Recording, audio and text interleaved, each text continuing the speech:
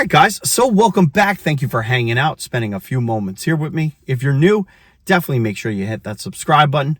I really do appreciate it. Now, as we know, Dodge is going to look very, very different in the year 2024. They are shaking things up, and a lot of people are wondering, will they be successful at this? Right now, they are currently offering the Dodge Charger, Challenger, and Durango, all three of which average out to about 190,000 units per year sold.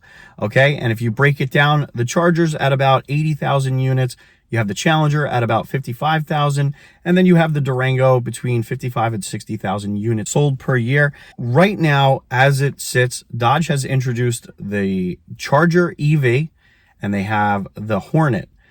And then there's a third mystery model that they have yet to release, and many people are speculating that it's going to be the Challenger, but that's not official yet. So we have two of the three lineup that is official and will be, sold in 2024 moving forward. And how will this lineup do stacked up against what we currently have? So really what I'm going to do is start off with the Hornet. And we've had cars in the past, models like this, and the closest thing that I could find is the Dodge Dart and the Caliper. And, if you take a look at the yearly sales, I would say that the Hornet should be in the neighborhood of about 80,000 units per year sold. Whether that's, a little bit higher, a little bit lower, this is really just ballpark figures. So 80,000 units sold based on what we saw in the Dart and the Caliper. And then I think the best competitor to really kind of get a look as to what we can expect for the Charger EV sales would be the Mach-E. And the reason why I say this is because Ford is not really known for just EV, okay? I think it's not really fair to look at Tesla sales and then say, okay, Dodge is going to do this. I don't think that's fair. So we could take a look at the Mach-E, which is a performance all-electric vehicle that Ford is releasing. And they have seen a slight increase in sales in the last 2 years. So last year they sold about 40,000 units, and I think that's a ballpark what we could kind of expect for the Charger EV. We could kind of book about 45,000 units sold, which would put it right above the Mach-E because, let's face it, the Charger is a little bit better looking, it's a little bit sportier looking, and it also has a little bit nicer technology in there.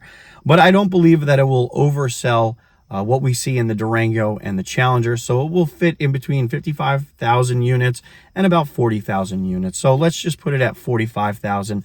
So we have 45,000, 80,000, which would equate to about 125,000 units sold in that year, which would make it where we would need this third model that Dodge has yet to release, need to sell about 65,000 units in that year in order to break even with the current lineup of the Charger, Challenger, and Durango. And, I don't think that is really unrealistic. If they introduce, let's just say, a Challenger with inline turbo 6, maybe an EV option, a turbo 4-cylinder, I do believe that they can be within spitting distance of the current units sold that they have right now. Now, I'm not sure about profit margins, if it's going to be better, worse, whatnot. The only thing I can really go off of is really the units sold per year. And I do believe that Dodge will see a slight increase yearly. Maybe the Hornet will do a little bit better because if you really think about the Dart sales,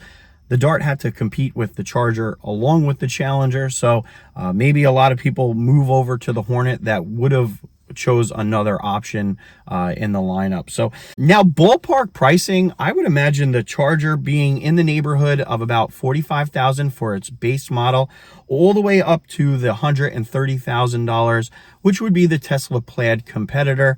And you're probably looking at about 30,000 to about 45,000 for the Hornet, based on which trim level you go with. The GT, the RT, and the GLH are all going to be priced probably within 5 to $7,000 from one another.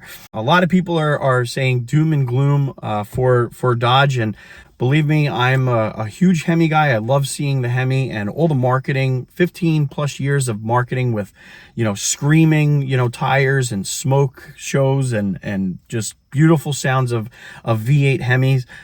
It's all coming to an end. If you take a look at their latest commercial, it's complete dead silence. Really, they just put an overlay of music on, and that's really what Dodge is going to be from now on. It is going to be catchy marketing and edgy music, but really the engines and the vehicles that they're going to be producing are not going to be as edgy as what they currently are right now. It is what it is. And, the last video that I made, a lot of people jumped on my case because I said that Dodge should be held accountable.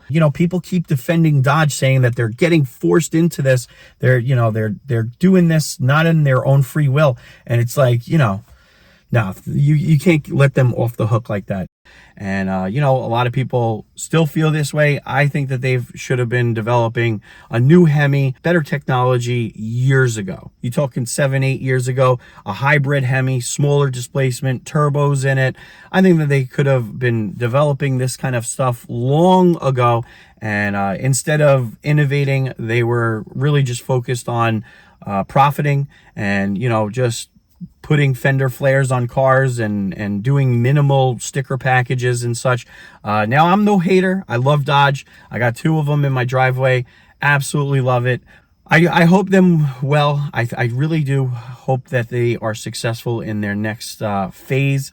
But I will be hanging tight. I will be in my Charger, my Challenger, and watching this stuff from the sideline. I'll keep you guys in the loop. I believe Chevy is going to come up with a new V8, and it's going to work its way into the Corvette. I don't think the Camaro is going anywhere. I think they're going to keep the Camaro. Ford is keeping their 5.0, and they also have other avenues that they're diving in. And I'm sure that with the success of Chevy and Ford, Dodge is going to be looking over and thinking, I think we need to get back into this muscle car game. That's just the way that I think. But overall, I think Dodge as a company will likely stay afloat until something drastic changes. And that's just really based on the numbers that I see, based on, what they've done in the past and what, the competitors are doing at the moment. So, all right, guys, I'll check you on the next upload.